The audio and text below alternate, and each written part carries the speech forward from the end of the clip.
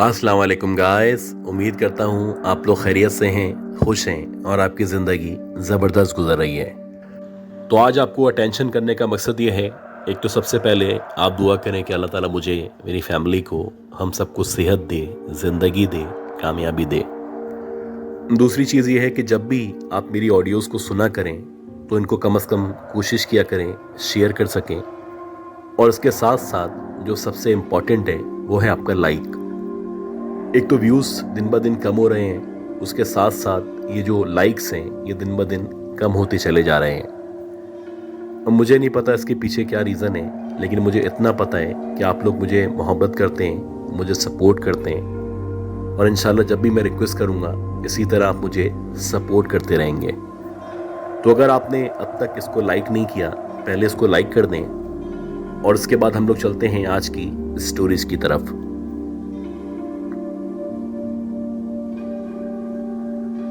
कहा जाता है कि इस दुनिया में मुख्तलिफ मखलूक़ात न सिर्फ पाई जाती हैं बल्कि कभी ना कभी हर इंसान की ज़िंदगी में कोई ना कोई ऐसा दिन ज़रूर आता है जब उसका सामना ऐसी मखलूक़ात से हुआ करता है जिन मखलूक़ात से वो ख्वाबों में भी नहीं मिलना चाहता। ऐसे ही बहुत सारे किस्से आपने जन्नात के, चुड़ैलों के या इस तरह की मखलूक़ात के सुन रखे होंगे, लेकिन आज जिस मखलूक का हम जिक्र करने वाले हैं उसके बारे में कहा जाता है कि वो इंसानों के साथ नॉर्मली जैसे कि इंसान हुआ करते हैं वैसे ही रहा करती है, लेकिन जैसे जैसे सूरज गुरूब होने का टाइम शुरू होता है या जैसे ही मगरिब हो जाती है तो उसके बाद से उसका रूप बदलना शुरू हो जाता है। एक अजीब सी अट्रैक्शन है जो ना सिर्फ उसकी आंखों में नज़र आया करती है बल्कि अगर किसी शख्स का रात के औकात में उसके साथ सामना हो जाए और उसका उससे आई टू आई कांटेक्ट हो जाए तो फिर वो शख्स को खून पिए बगैर कभी भी नहीं जाने देती। जी हाँ, आज की जो पहली स्टोरी है ये स्टोरी एक डायन के मुताल्लिक है और आपने अक्सर सुना होगा डायन का जो ताल्लुक है वो हिंदुस्तान से हुआ करता है। लेकिन आज का जो वाक़या है जो मैं आपको सुनाने वाला हूँ, यह वाक़या मुझे मेरे एक लिसनर ने शेयर किया था और मैं कोशिश करूँगा उनकी ही ज़बानी ये जो वाक़या है आप तक ईमानदारी से पहुँचा सकूँ। दादा बताया करते थे कि ज़्यादातर लोग पार्टीशन के बाद या उसके एक साल के अंदर अंदर पाकिस्तान आ चुके थे और जिन लोगों को पाकिस्तान छोड़ के हिंदुस्तान जाना था वो लोग वहाँ जा चुके थे। जैसे जैसे टाइम गुजर रहा था वैसे वैसे माइग्रेशन के या एक जगह से दूसरी जगह जाने के जो मामलात थे वो ठंडे होते चले जा रहे थे। लेकिन दादा बताते हैं कि हमारी जो फैमिली थी वो 1959 में यानी कि पाकिस्तान और हिंदुस्तान बनने के तकरीबन 12 साल के बाद पाकिस्तान में आके नाज़िमाबाद के इलाके में आबाद हुई थी। ये जो इलाका था उस वक्त यहाँ की जो आबादी है वो ना होने के बराबर थी और ज़्यादातर यहाँ पे जो घर थे वो बंगलों पे मुश्तमिल हुआ करते थे। जबकि अगर आप आज की बात करें तो नाज़िमाबाद नंबर 4 की ख़ास तौर पे उसके करीब का जितना भी एरिया है वो ना सिर्फ कमर्शलाइज हो चुका है बल्कि आहिस्ता आहिस्ता करके जो बंगलों का कॉन्सेप्ट था, जो एक एलीट क्लास का कॉन्सेप्ट था, वो ख़त्म होता चला जा रहा है। खैर किस्सा मुख्तसर, दादा बताया करते थे कि जब हम लोग यहाँ पे आए थे तो उसके कुछ अरसे के अंदर अंदर ही मेरे बहुत सारे दोस्त बन गए थे। तो अक्सर ऐसा होता कि रात के औकात में मुख्तलिफ प्रोग्राम में जैसे कि कव्वाली में, शादी में, निकाह में हम लोग शिरकत करने के लिए मुश्तरका तौर पे जाया करते थे। वैसे ही 1960-1961 की एक रात थी। नवंबर का एंड चल रहा था और दिसंबर शुरू होने वाला था। तो दादा अपने दोस्तों के हमरा जो कि 4 दोस्त थे एक शादी को अटेंड करने के लिए लालू खेत तक गए। अब लालू खेत से जो नाज़िमाबाद नंबर 4 का या आप कह सकते हैं कि जो ईदगाह ग्राउंड है वहाँ का जो रास्ता है वो इतना ज़्यादा लंबा रास्ता नहीं है। अगर आप लोग चाहें तो पैदल ही वहाँ से यहाँ पे आराम से आ सकते हैं। खैर दादा जब शादी से फ्री हुए तो रात के तकरीबन 9:30-10 बज चुके थे और ये जो दौर था बहुत सादा और बहुत ही पुरसुकून दौर था। इतनी ज़्यादा ट्रांसपोर्टेशन नहीं थी, जबकि जो लोग थे, ख़ास तौर पे जो कराची के लोग थे, वो रात को 8, 9, 10 बजे तक सो जाया करते थे। दादा बताते हैं कि वहाँ पे एक बहुत बड़ा सा ईदगाह ग्राउंड मौजूद था। अब जैसे ही हम लोग ईदगाह ग्राउंड के करीब पहुँचे तो हमने सोचा कि इसको क्रॉस करते हुए यहाँ से बाहर निकलेंगे, यानी कि ग्राउंड में जो हमें मौका मिलेगा तो 1-2 सिगरेटें पी लेंगे। और ईदगाह ही एक ऐसी जगह थी जहाँ पे अक्सर लड़के छुप छुप के सिगरेट पिया करते थे। खैर, ये बताते हैं कि जैसे ही हम ग्राउंड से अंदर की तरफ एंटर हुए तो मुकम्मल तौर पे ये जो ग्राउंड था ना सिर्फ अंधेरे में डूबा हुआ था, बल्कि सिर्फ चांद की हल्की फुल्की रोशनी थी जो अंदर थोड़ी सी रोशनी पैदा कर रही थी। जैसे ही हम लोग ग्राउंड के अंदर एंटर हुए तो सबसे पहले जब हमारी सामने की तरफ नज़र पड़ी तो हमें ऐसा लगा कि ये जो ग्राउंड है, इस ग्राउंड के बिल्कुल बीच में कोई बैठा हुआ है। अब हम लोग 4 दोस्त थे। रात के टाइम में किसी का बैठना इतनी ज़्यादा कोई अजीब बात नहीं थी।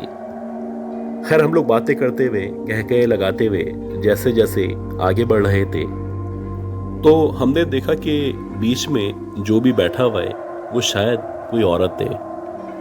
क्योंकि उसके जो बड़े बड़े लंबे बाल थे वो बाकायदा ज़मीन को टच कर रहे थे। और मज़ीद आगे जाने पे अजीब सी बात लगी कि वो जो लड़की थी, वो जो भी औरत थी, मुकम्मल तौर पे बरहना थी। अब उस दौर में कि जिस दौर में औरतें नकाब किया करती थी, कोशिश किया करती थी कि किसी नामहरम के सामने ना आए, किसी औरत का इस तरह से बेलिबास होके ग्राउंड के दरमियान मौजूद होना, वो भी इतनी सर्दी में, ये कुछ अजीब सी बात थी। अब पहले मेरी नज़र पड़ी, उसके बाद मेरे दोस्त की नज़र पड़ी और बारी बारी हम चारों ने यही देखा कि ग्राउंड के बीच में एक बहुत ही हसीन व जमील लड़की,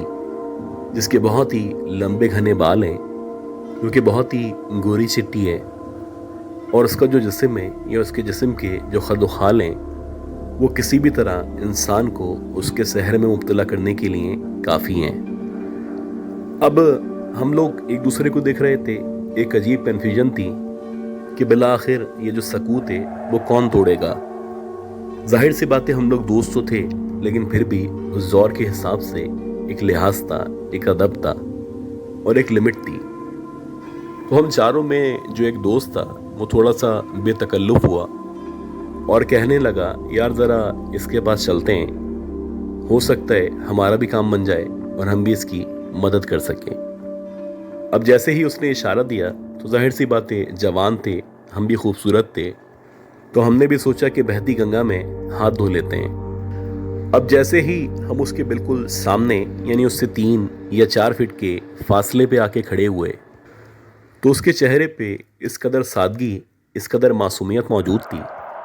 कि दिल चाह रहा था कि बार बार उसको देखते चले जाएं। इसी दौरानिए में जब हम सारे के सारे दोस्त मौके की तलाश में थे कि कहाँ से शुरुआत हो, तो एकदम से वो जो औरत थी उसकी आंखें चमकना शुरू हुईं और ऐसा लगने लगा जैसे कुछ अजीब सी चमक है जो उसकी आंखों में ना सिर्फ आ चुकी है, बल्कि कुछ अजीब से इरादे हैं जो अब उसके हो चुके हैं। सबसे पहले जब उसने मेरे दोस्त की तरफ नज़र डाली तो ऐसा लगने लगा जैसे मेरे दोस्त के न सिर्फ होश उड़ चुके हैं, बल्कि उसकी ज़बान, उसके जिस्म ने उसका साथ देना छोड़ दिया है। एक अजीब सी कपकपी थी जो ना सिर्फ उसके ऊपर तारी हो चुकी थी, बल्कि वो देखते ही देखते कुछ लम्हात के अंदर ज़मीन पे कुछ इस तरह से गिरा कि जैसे वो कुर्बान होने के लिए अपने आप को पेश कर चुका हो। अब जैसे ही उस औरत के देखने पे मेरा दोस्त नीचे की तरफ गिरा तो हम चारों में जो एक दोस्त था जो कि दीन के भी थोड़ा सा करीब था, वो कहने लगा कि यार आयतुल कुर्सी पढ़ना शुरू करो। अब जैसे ही हमारे उस दोस्त ने आयतुल कुर्सी पढ़ने का कहा तो मेरे दिमाग ने भी काम करना शुरू किया और मुझे भी लगने लगा कि मामला इतना सादा नहीं है जितना नज़र आ रहा है। जैसे ही हम लोगों ने आयतुल कुर्सी पढ़ना शुरू की तो वैसे ही वो जो औरत थी कुछ अजीब तरीके से उकड़ू होके बैठी, जैसे कि वो अगले ही लम्हे कुछ करने वाली है। और देखते ही देखते वो अपने पाँव और हाथों को इस्तेमाल करती हुई जैसे कोई चौपाहा भागा करता है, उस तरह से बहुत तेजी के साथ ग्राउंड से बाहर की तरफ भागने लगी। वो कुछ अजीब तरीके से ग्राउंड से बाहर की तरफ भाग रही थी। जिस्मानी तौर पे तो एक औरत थी, लेकिन जिस तरह से अपने हाथ और पैरों को इस्तेमाल करती हुई वो आगे बढ़ रही थी, तो ना सिर्फ इस दौरानिये में उसके जिस्म पे बहुत सारे बाल नमूदार हो चुके थे, बल्कि अब लगने लगा था जैसे कोई गोरिल्ला या रीछ है जो इंसान की शक्ल में अजीब तरीके से भाग रहा है। कुछ सेकंड के अंदर अंदर वो देखते ही देखते ना सिर्फ हमारी नजरों से गायब हो चुकी थी,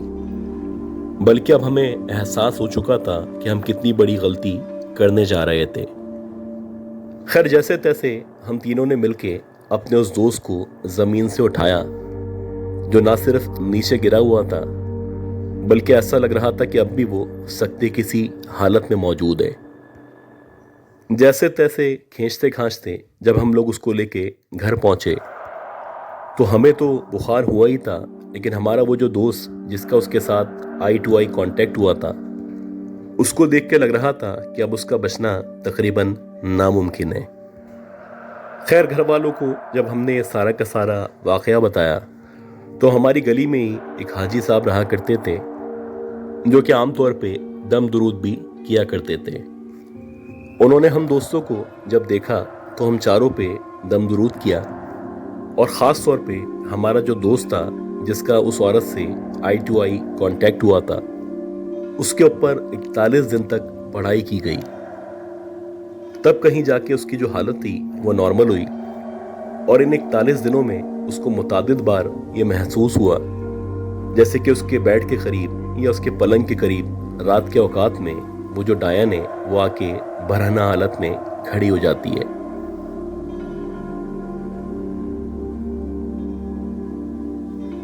ये जो किस्सा है ये भी हमारे दादा हुजूर हमें सुनाया करते थे। उनके एक दोस्त थे जिनका नाम यासिर था। यासिर साहब शुरू से ही न सिर्फ घूमने फिरने के शौकीन थे, बल्कि उनकी आदत थी कि वो जहां भी जाते थे, जिन लोगों से मिलते थे, उनके ना सिर्फ दिल में उतर जाते थे, बल्कि तमाम जगहों को ज़्यादा से ज़्यादा एक्सप्लोर करने की कोशिश किया करते थे। वैसे ही इन्होंने अपने दोस्तों के हमरा एक दफ़ा प्रोग्राम बनाया कि पाकिस्तान के जो शुमारी इलाका जाते हैं उस तरफ का ये एक टूर मारेंगे और कोशिश करेंगे कि 20-25 दिन के अंदर अंदर ये जितने भी एरियाज़ हैं उनको कवर कर सकें। अब बारी बारी ये मुख्तलिफ जगहों पे जाते रहे, और बिलाखिर इन लोगों ने एक जगह है साजीकोट के करीब एक बहुत बड़ा सा वाटरफॉल है, तो इन लोगों ने उसके करीब एक छोटा सा आर्जी कैंप बनाया। इन लोगों का इरादा था कि एक रात वहाँ पे गुजारेंगे, और रात वहाँ पे गुजारने के बाद अगली सुबह मज़ीद आगे रवाना हो जाएंगे। खैर, इन लोगों ने जब वहाँ पे कैंप लगाया तो जाहिर सी बातें दोस्त यार थे, तो पता ही नहीं चला, बातें करते करते रात के 2 बज गए। अब जब 2 बज गए तो उसके बाद बारी बारी ये जितने भी दोस्त थे उन लोगों ने सोना शुरू कर दिया, जबकि ये जो साहब थे ये मुसलसल करवटें बदल रहे थे। इनके साथ शुरू से यही मसला था कि ये जब भी नई जगह जाते थे तो इतनी आसानी से इनको नींद नहीं आया करती थी। वैसे ही उस रात भी था। एक तो वाटरफॉल के करीब मौजूद थे, उसका एक अपना शोर हुआ करता है, और दूसरी बात ये थी कि ये जहाँ पे मौजूद थे वहाँ पे इतनी आसानी से सोना मुमकिन नहीं था। वहाँ पे बहुत सारे किस्से थे, बहुत सारी कहानियाँ थीं जो जंगली जानवरों के बारे में या इस तरह की मखलूक़ात के बारे में मशहूर थे। आधे घंटे तक मुसलसल करवटें बदलने के बाद जब इनको नींद नहीं आई तो बिलाखिर ये उस कैंप से बाहर निकले, और उन्होंने सोचा कि रात के औकात में दूर से खड़े होके ये जो साजीकोट वाटरफॉल है इसको देखता हूँ कि किस तरह का नज़ारा पेश करता है। अब ये आहिस्ता आहिस्ता करके जैसे जैसे उस वाटरफॉल की तरफ बढ़ रहे थे तो जाहिर सी बात है एक हद तक आप वहाँ पे आगे जा सकते हैं, उसके बाद पानी मौजूद है। तो खैर, उस वाटरफॉल के करीब में जहाँ पे बड़े बड़े पत्थर रखे हुए थे या मौजूद थे, ان کو ایسا لگا کہ ان پتھروں پہ یا اس پانی کے ساتھ والی جگہ پہ کوئی عورت بیٹھی ہوئی ہے، جس نے بظاہر جیسے کہ گاؤں کے لوگوں کے کپڑے ہوا کرتے ہیں لوکل ڈریس پہن رکھا ہے، اور اس عورت کے آگے ایک چھوٹی سی بچی موجود ہے، اور شاید ایسا لگ رہا ہے جیسے کہ عام طور پہ عورتیں اپنی بچیوں کی، اپنی بیٹیوں کی جوئیں وغیرہ دیکھتی ہیں یا ان کے سر میں کنگا کر رہی ہوتی ہیں، تو بالکل وہی منظر تھا جو ان کے سامنے موجود تھا۔ اب یہ جو علاقہ تھا، ایک تو مکمل طور پہ ظاہر سی باتیں ولیج کے لوگ تھے، بہت زیادہ سادہ لوگ تھے، پھر پردے کا چکر بھی تھا، تو آپ ایکسپیکٹ کر ہی نہیں سکتے تھے کہ اتنی رات میں کوئی عورت اس طرح سے باہر بیٹھی ہوگی، بلکہ نہ صرف بیٹھی ہوگی، اتنے اندھیرے میں اپنی بیٹی کو آگے بٹھا کے اس کے سر کی جوئیں دیکھ رہی ہوگی۔ اب ان کو کچھ دیر تک تو سمجھ ہی نہیں آیا، لیکن آہستہ آہستہ کر کے جیسے جیسے یہ مزید آگے بڑھے تو یہ بتاتے ہیں کہ جب میں اس کے بالکل قریب پہنچا تو وہ عورت اور اس کی بچی، جو کہ چھوٹی سی بچی تھی، ایک دم سے میری طرف دیکھنے لگے۔ اب جیسے ہی ان دونوں نے ان کی طرف دیکھنا شروع کیا تو انہوں نے دیکھا کہ ان کے جو لب ہیں یا ان کے جو منہ کا حصہ ہے یہ کچھ ایکسٹرا بڑا ہے، یعنی جیسے ہی وہ مسکرانا شروع کرتی ہیں تو ان کے لب یا ان کے جو ہونٹ ہیں وہ اس قدر کھل جاتے ہیں، بظاہر ایسا لگتا ہے کہ ان کے جو ہونٹ ہیں وہ باقاعدہ کانوں سے جا ملے ہیں۔ ان کے دانتوں یا منہ کا حصہ اس قدر بڑا تھا کہ سمجھ ہی نہیں آ رہا تھا کہ انسان کے روپ میں کہیں ایسا تو نہیں کوئی بندر وغیرہ ہو یا اس طرح کی مخلوقات ہوں جنہوں نے انسان کا روپ لیا ہوا ہو۔ اس کے ساتھ ساتھ وہ نہ صرف مسکرا رہے تھے، بلکہ جب انہوں نے مزید آگے بڑھ کے اس عورت کے جسم پہ یا اس کے کپڑوں پہ غور کیا تو ایسا لگ رہا تھا کہ اس کے جسم پہ جگہ جگہ خون لگا ہوا ہے، جبکہ جو بچی اس کی بغل میں یا اس کے آگے بیٹھی ہوئی تھی، اس بچی کو دیکھ کے تو باقاعدہ لگ رہا تھا جیسے اس کے جسم کے ٹکڑے کیے گئے ہیں، اور ٹکڑے کرنے کے بعد اس کے جسم کو دوبارہ سے سوئی دھاگے کے ساتھ سی دیا گیا ہے۔ اب ان کو اندازہ ہو چکا تھا کہ یہ جہاں پہ جس اسٹیج پہ پہنچ چکے ہیں یہ وہ اسٹیج ہے کہ یہاں سے واپسی ممکن نہیں ہوگی، مزید اگر آگے بڑھیں گے تو ہو سکتا ہے ان کی جان چلی جائے۔ ایک عجیب کنفیوژن تھی، اور یہ چاہنے کے باوجود بھی نہ کچھ بول پا رہے تھے۔ یہ کوشش کرتے کہ آیت الکرسی پڑھیں تو ان کی جو زبان تھی وہ ساتھ نہیں دے رہی تھی۔ تقریباً 3 یا 4 منٹ تک وہ خوفناک عورت اور اس کی بچی نہ صرف ان کے سامنے موجود رہی، بلکہ اس دورانیے میں دیکھتے ہی دیکھتے ان کے جو ہوش تھے وہ مکمل طور پہ کھو چکے تھے۔ صبح جب ان کی آنکھ کھلی تو ان کے جتنے بھی دوست تھے وہ ان کے اطراف میں موجود تھے، اور جو قریبی گاؤں والے تھے یا جو بھی وہاں پہ آبادی تھی، ان لوگوں سے جب یہ واقعہ شیئر کیا گیا تو ان کا کہنا تھا کہ اب سے تقریباً 200 سال پہلے ایک چھوٹی بچی جس کی تقریباً 4 یا 5 سال کی عمر تھی، اس کو بے دردی کے ساتھ ذبح کر دیا گیا تھا، اور ذبح کرنے کے بعد اس کی جو باڈی تھی یا ان کے جو ٹکڑے تھے ان کو اس واٹر فال کے قریب پھینک دیا گیا تھا۔ جب اس کی ماں نے اس بچی کی تلاش شروع کی اور پورا گاؤں گھومنے کے بعد جب وہ اس واٹر فال کے قریب پہنچی تو اس کو اپنی بچی کے ٹکڑے نظر آئے، اور جب اس نے اپنی بچی کے ٹکڑے دیکھے تو اس نے بھی اس واٹر فال کے اندر جمپ لگائی اور خودکشی کر لی۔ اس کے بعد سے یہ عورت اور اس کی بچی مختلف اوقات میں، یعنی خاص طور پہ مغرب کے بعد اور فجر سے پہلے پہلے نہ صرف نظر آیا کرتے ہیں بلکہ مختلف طریقے سے، مختلف بہانوں سے لوگوں کو اپنی طرف متوجہ کرنے کی کوشش کیا کرتے ہیں۔